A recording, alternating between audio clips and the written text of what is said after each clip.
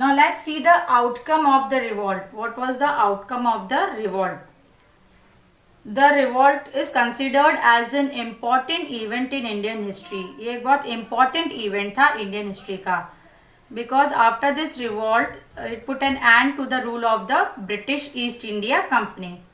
इस revolt के बाद British East India Company का rule खत्म हो गया था.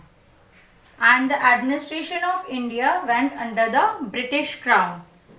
Now the British government, the administration of India went under British government, and British government appointed a Governor General, Lord Canning, to rule the country as their Viceroy.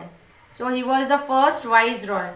British ने Governor General appoint किया Lord Canning को, and he was the first Viceroy of India. Viceroy means a person who is officially appointed to rule the country.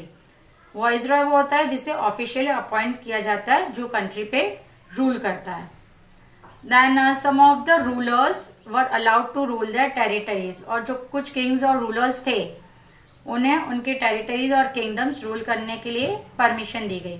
But they were under the British. लेकिन वो British के under में ही rule करते थे.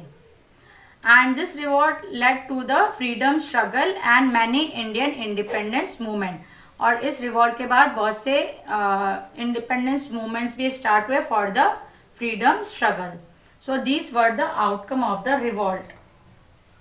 India का administration British government के under में चला गया and the first viceroy was Lord Canning and many Indian independence movement started. बहुत से मूवमेंट्स स्टार्ट किए गए फ्रीडम स्ट्रगल के लिए. So here we end with the chapter. Now in this chapter we have studied about the revolt of 1857, what is the meaning of revolt, how it started, what were the causes and why the revolt was the failure and what was the outcome of the revolt. So we end with our chapter here. Thank you very much.